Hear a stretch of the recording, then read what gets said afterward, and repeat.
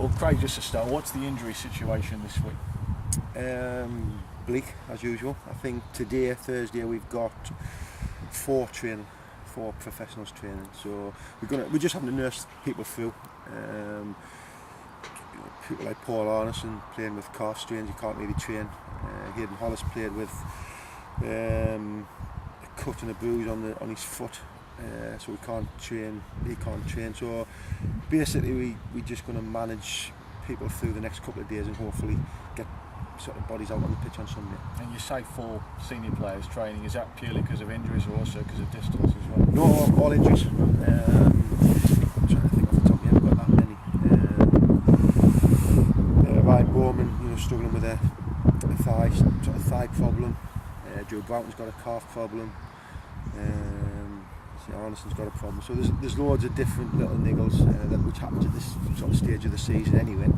But when you're down to sort of 15, 16 players, it makes it highlights it even more. You took Paul off in the last game. Is he expected to play? Do you know on Saturday? He's struggling because obviously he's got a problem with his calf, and especially coming out after a sort of 15-minute break at half time, he's struggling to get that calf sort of moving again. So we had to bring him off. As a precaution, because it looked like if we continue playing him, he could be out for the remainder of the season if he does pull it. Danny Lambert came in. Is he likely to deputise should Arnie not make it? Possibly. Again, we'll probably not know until sort of Friday who's going to be available. But Danny come on and did well.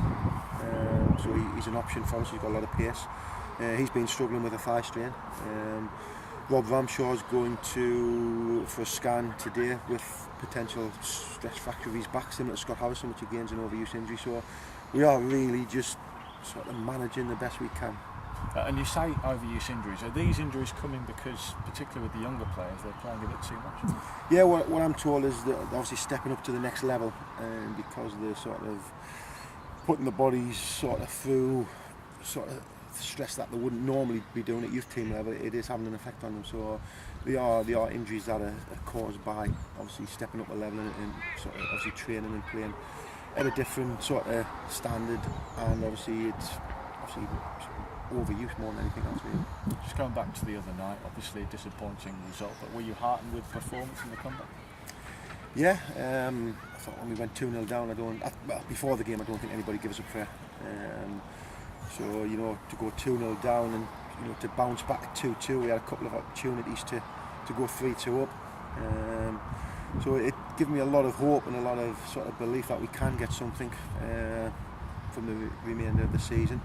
But it's always disappointing to lose games, and I think the run away on.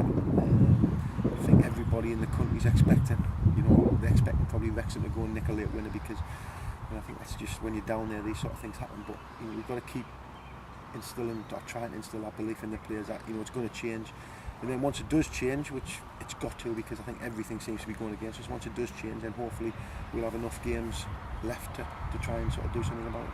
7 games to go, 21 points to play for. How are you feeling going into this home straight? The games, again, what I said to the boys after the game on Tuesday night, the games that we've got left, probably Grimsby. Wrexham was our toughest test. Grimsby's probably our next toughest test. There's 6 sort of games really, which in an ideal world you should be looking to take points from. So there's plenty for them to still play for. But again, it's getting that mindset that they've got to believe we can still do it, because I keep saying that everybody in the country's probably wrote us off. I mean, I know they have, because I've spoke to people who I've spoke to in the game said they can't see us win another game. Now, I don't believe that. I hope the players don't believe that, and until somebody tells me otherwise, or till the maths tell me otherwise, we'll keep fighting.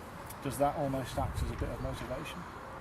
Yeah, and I told the boys that the other day in the dressing room. I said, everybody's wrote you off, so you've really got nothing to fear. I think we tend to play better when the fear's not there against the better teams. The Liddles, the Wrexhams, the Yorks. They've been our better performances because nobody's expected anything. Where we have struggled is the games against the so-called lesser sides, when there's been a lot of expectations put on the boys' shoulder, and we haven't dealt with that particularly well. So for me, go out and just enjoy the remainder of the season, and hopefully produce some kind of miracle and get enough points on the board, because it's still there. It's still doable. Yeah. Of the 7 games, 5 of the teams you've got to play are in the bottom 8. So is that a good thing? one respect, yes, because it's still effectively in our own hands. But the one thing that concerns me is we haven't performed against them teams, and we've got to get some kind of mindset that that spark them into producing it. Whether it's by lifting the pressure off, saying again, like I've said before, it's nobody expects you to do anything. That might just be the spur they need. So. Whatever happens, it won't be for the lack of trying. What I can't fault, and what I said to the boys again after the game, I won't have a go at anybody when you give me everything like you did on Tuesday night. What upset me previous weeks, especially the Stockport game and the Edgefield games, we didn't seem to turn up and we didn't have that fighting desire. Now if they give me that fighting desire, that's all I'll have asked for. We're short on bodies, we're a little bit lacking in areas that we'd like to be stronger in. The hand we've been dealt, we've just got to get on. If they give me that effort commitment, there'll be no complaints from them. You go to a Telford side who aren't free of trouble, they'll be looking over their shoulders. Do you sense perhaps there could be an edginess in the home crowd? Yeah, I think there will be. Again, I think we'll go down there. I think everybody will probably expect Telford to win the game. So, if we can, the plan for me will be to stay in the game for as long as we can. And the longer we stay in the game, the longer, or the more sort of tense their supporters are going to get. I think our supporters have been absolutely incredible. What they've been put through as well. At times when I go home I feel sorry for myself, but the bigger picture, they've been put through the mill as well, and they deserve a lot more than they're getting. So their support down there, hopefully get that little bit tense, and that'll have effect on the players, and we can hopefully take advantage of that. I know football isn't a game you can play on paper, but if you compare your starting 11 or your ideal starting 11 with their starting 11 at Telford, you must feel like you've got every chance. Yeah, I don't want to highlight sort of things. I think if I'd had the players I've got now 6-7 weeks ago, I think we wouldn't be in this mess. We couldn't really get two centre halves in. The lads who've come in and played centre half have been brilliant, but we've had to wait for centre halves to come in. Now I've got two centre halves in there who can go and deal with balls in the box. It makes it a little bit easier for the rest of the side. So hopefully we run out of games, but I still believe once we get this first result, that'll be the kickstart for us.